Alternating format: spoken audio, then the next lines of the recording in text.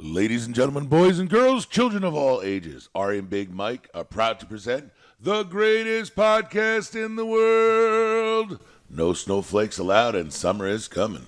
This is the podcast that was started by two guys on cigar night. So, in the wake of 9/11, a group of intellectuals came with their books and their articles, and they were going to tell us the way to a better future. One of those intellectuals was Sam Harris. He wrote a book called The End of Faith. He wrote another book called Letter to a Christian Nation, and he wrote another book, I think it was called The Moral Landscape, in which he was showing how we can get moral principles from scientific truths. Sam Harris was called by Dave Rubin, who went to Binghamton when I was there. I went to SUNY Binghamton for college. That's where Dave Rubin went. Anyway, he he'd said about Sam Harris that he was one of the thought leaders of what was thought to be the sane left. And in the 19 years since Sam started releasing his books, I think it's fair to say that the world has gotten more like what he recommends. And we're going to discuss whether those changes made things better. So, when 9/11 came around, he didn't blame mass immigration for the massacres. He didn't blame geopolitical forces. He didn't blame necessarily Islam in particular, as so much so as he blamed religion in general.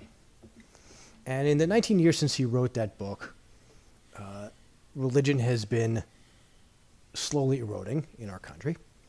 The influence of churches and church leaders and synagogues or whatever has gotten less and less. And ultimately, the result, I think, is that we are now living in what could be called clown world. It says, I think in the book of Proverbs, that the beginning of wisdom is fear of God. And now that fear of God is disappearing, I think wisdom is disappearing with it. Mike, what do you think? And first off, you're talking about a man. I just saw this video on him. We got to post this video. And this guy was talking about how dangerous, his thinking is. It's absolutely ridiculous because he holds that you can lie. He holds that you can withdraw evidence for things that are existential threats. He's holding Trump as an existential threat, where he's saying that you can just totally be like, oh, I can do whatever I want, because Trump is like Hitler in 1933, right? He's saying that this is how bad Trump is. He's saying if I had the knowledge to stop that kind of horrors and save millions and millions of lives, and World War II would have never happened. That's 60 million lives all told between the Holocaust, the wars, everything else between them. That's crazy, right?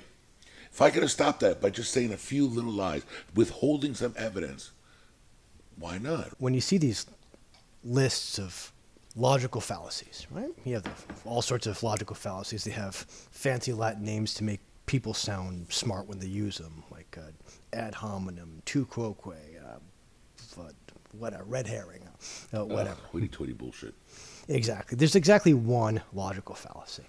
And if you think about it, every single logical fallacy has the exact same property, and it's this.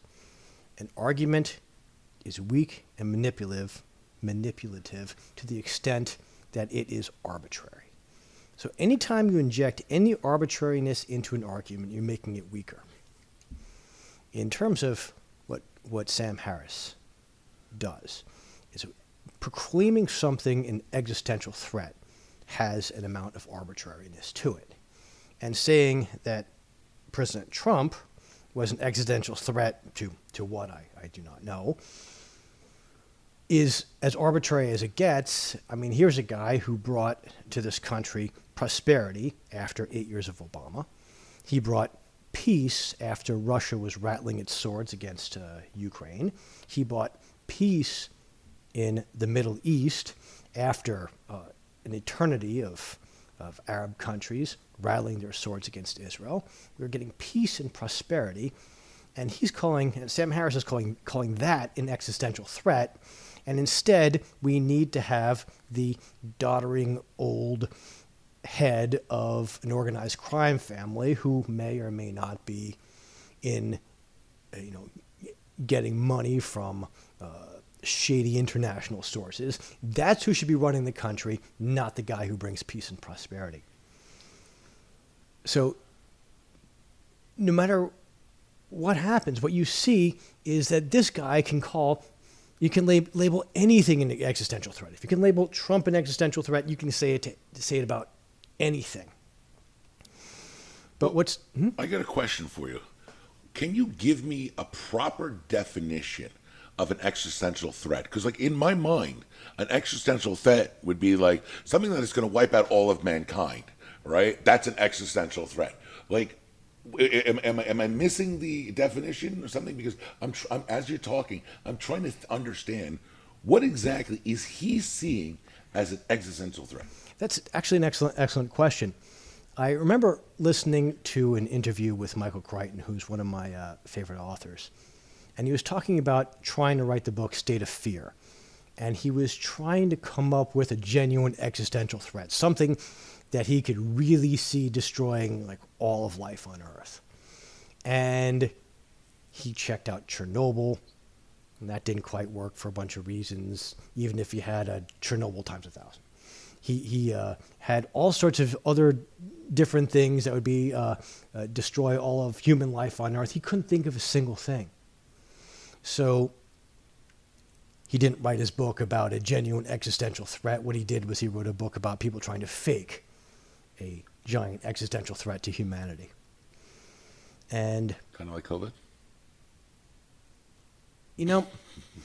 What's funny about COVID in this context is that Sam Harris gave an interview. He was talking about vaccine mandates. And let's show the clip right here. Dial up the deadliness of the pathogen. Give us something like, airborne Ebola that incubates for a month. You don't know you have it, and you walk around spreading it, and it's got, a 75% fatality rate, and it's mostly killing kids. No one gets to make that choice anymore. I mean, then literally the cops come in and vaccinate you, and I would say that all of us would agree to that. The moment, again, that you turn up the lethality on the pathogen, you turn up the effectiveness of the vaccine, you turn down the risk of the vaccine. Give me a truly safe vaccine where there's not even one documented case of vaccine injury, right? So then you just have to be completely crazy to be worried about being vaccinated in that kind of environment. Then it's just a no-brainer. Then we just don't tolerate a diversity of opinion because the stakes are too high. It's a full-on emergency. Bodies of kids are being stacked up in parks, right? There's so many of them we don't know what to do with them. We've got these mobile morgues, and we have a vaccine that actually works. And then we've got RFK Jr. saying, maybe you don't want to get the jab on Rogan's podcast, right? In that clip, you'll notice he's like lingering over these details of all these terrible things that would happen that would justify a government mandated vaccinations. And to my mind, you don't even have to say all that lurid detail that he gives. Instead, you could say, if there was indeed a disease that would justify the government forcibly vaccinating people, it would be obvious to everyone. Everyone would know it. But instead, what you see in Sam Harris's clip is that he's just lingering over the details of bodies stacked up and all that nonsense. Just like in his book, The End of Faith, where he lingers over the details of how the Spanish Inquisition would torture its victims, and there's nothing good about that. But we did address the Spanish Inquisition in a previous episode, link in the end screen, where if he was being honest, he would say, hey, listen, people have been using torture to ideologically attempt to persuade people for a very long time. And the worst examples of that happened in the Lubyanka prison. It happened in the Pitesh prison under the communists.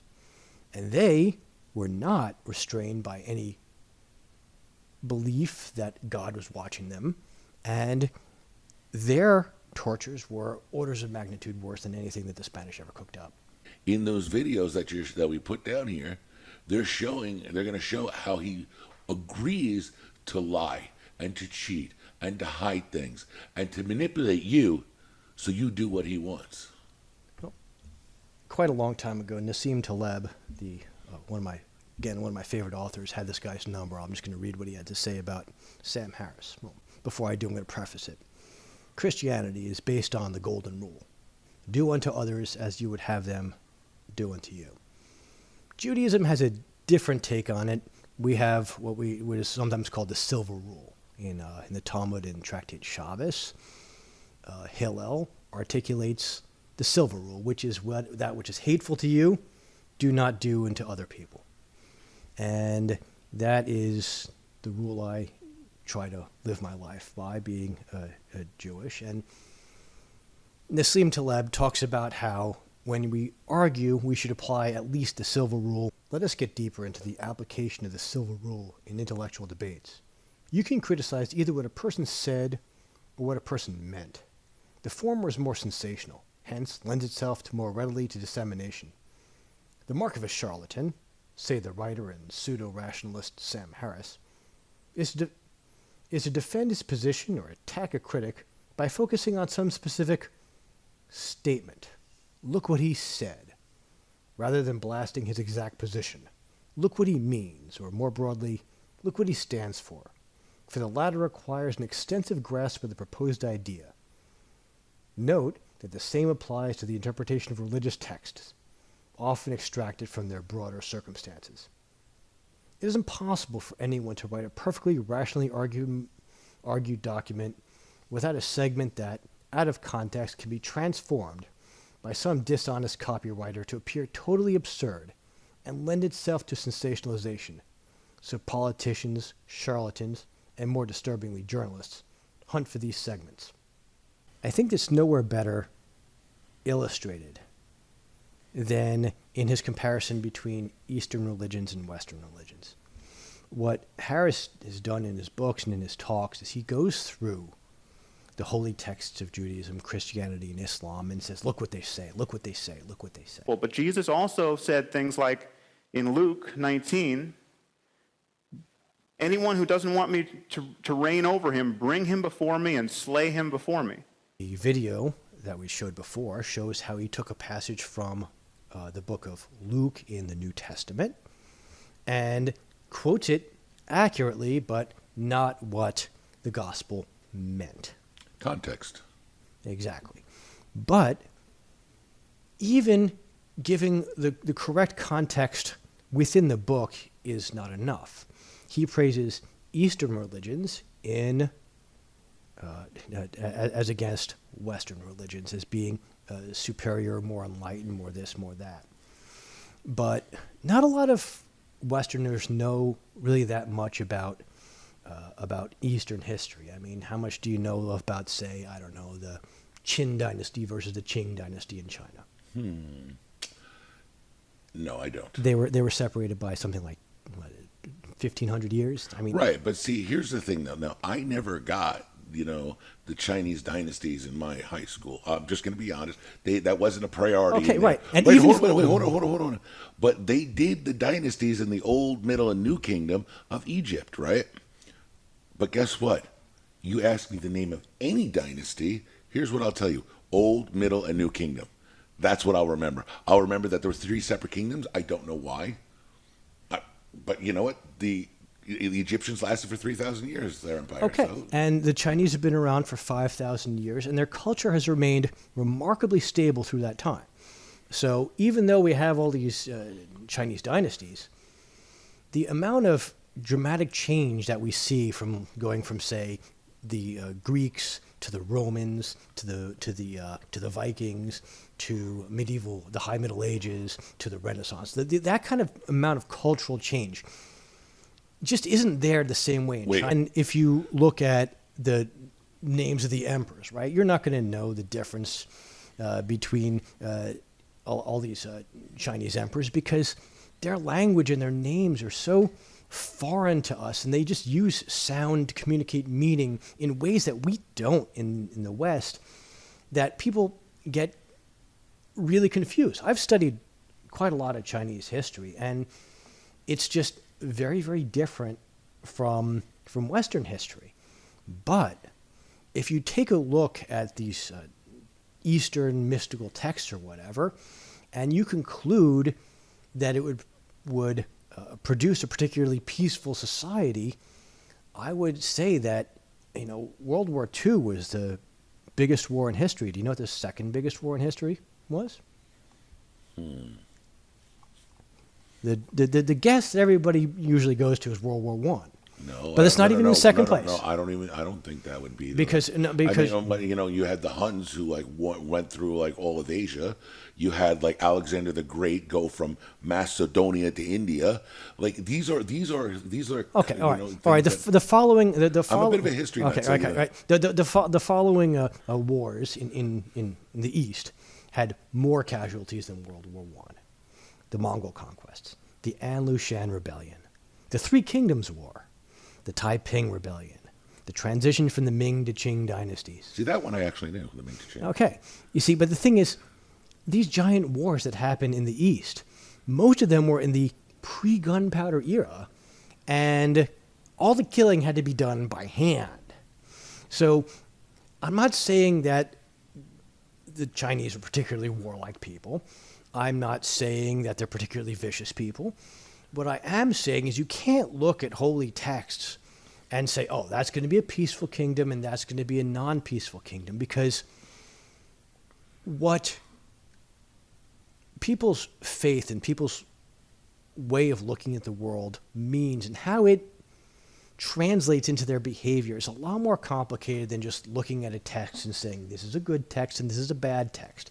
And what makes Sam Harris's idea that by declaring something an existential threat and thereby allowing you to deprive this existential threat of otherwise what would be his rights, kind of terrifying, is something he wrote in The End of Faith. You see, the original Western idea is that you cannot punish somebody for their thoughts alone. And Sam Harris has a different idea. The link between belief and behavior raises the stakes considerably. This is what Sam Harris wrote. Some propositions are so dangerous that it may be ethical to kill people for believing them. This may seem an extraordinary claim, but it merely enunciates an ordinary fact about the world in which we live. Now, Theodore Dalrymple, the British doctor, who is also one of my favorite authors, criticized that, and Sam Harris said that he's not advocating genocide, and that's well taken. Recently, we've had a recent movie trailer about a civil war in which Americans are killing each other merely for the ideas in their head. There was a movie a couple of years ago where people were hunting down other Americans merely for the ideas in their head. Politicians have been saying that we need to harass or otherwise bother other Americans merely for the ideas in their head. And it seems we are moving closer and closer and closer to what Sam Harris articulated in his book. And what Theodore Dalrymple said over Sam Harris's objection, oh, I'm not calling for genocide, was that it's kind of vague as to how we're going to figure out which ideas you can have and still live and which ideas you can be killed for. And that if you have, say, a government organization that's going to sit there and evaluate your ideas and evaluate whether or not you should be allowed to live, there's going to be some sort of a mission creep. Oh, you don't like our new policy on gender in sports. Sorry, but that idea makes you too dangerous to live, because look at the link between belief and behavior. Of course, I think we should probably end with a comment made about Sam Harris's writing from David Berlinski. He's a mathematician and one of the best writers around. I mean, if a guy could ever put you into a situation and make you really feel like you're there, it's David Berlinski. And he wrote a book on the new atheists and their scientific pretensions. And in his book, The End of Faith, Sam Harris protests that he's not going to blame the Jews for their victimization over the centuries. But, and here's the but that takes away everything he said before. So far as the persecution of Jewish people goes, Harris is opposed, if only because everyone outside the Arab world is. No great moral effort is required to reach this judgment. The gravity of Jewish suffering over the ages, culminating in the Holocaust, Harris writes, makes it almost impossible to entertain any suggestion that Jews might have brought their troubles on themselves. Having rejected the suggestion as an impossibility, Harris at once proceeds to embrace it. The Jewish people, it would appear, did bring their suffering on themselves for, quote, their refusal to assimilate, for the insularity and professed superiority of their religious culture, that is, for the content of their own sectarian beliefs. This is nicely in line with the opinion advanced recently by the historian David Irving. Right? David Irving is a famous Holocaust denier. The Jews, he has concluded, were the authors of their own misfortune.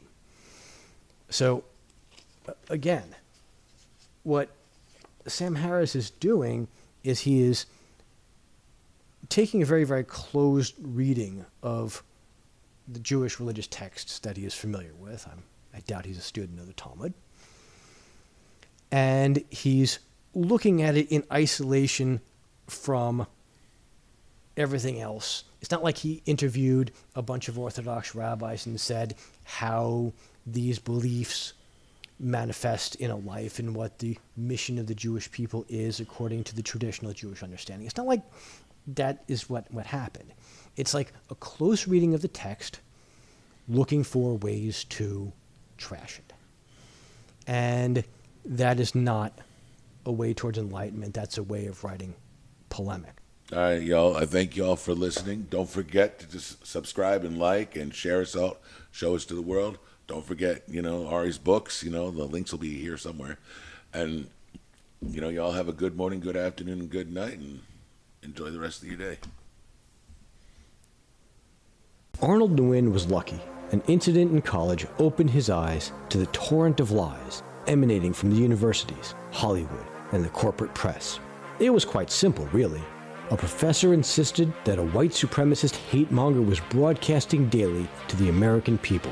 Rather than taking his professor's word for it, he actually listened to one of the broadcasts. From that day on, he never bought the lies again. Arnold dedicated his life to digging up the truths that the press wouldn't tell to America. It was all going so well. Until his life would be shattered in one last daring investigation.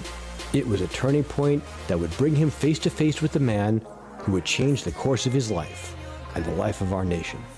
Discover what happens in the gripping novel series Kingmaker. The first volume, Consent, awaits you on this channel. Subscribe to hear the audiobook for free.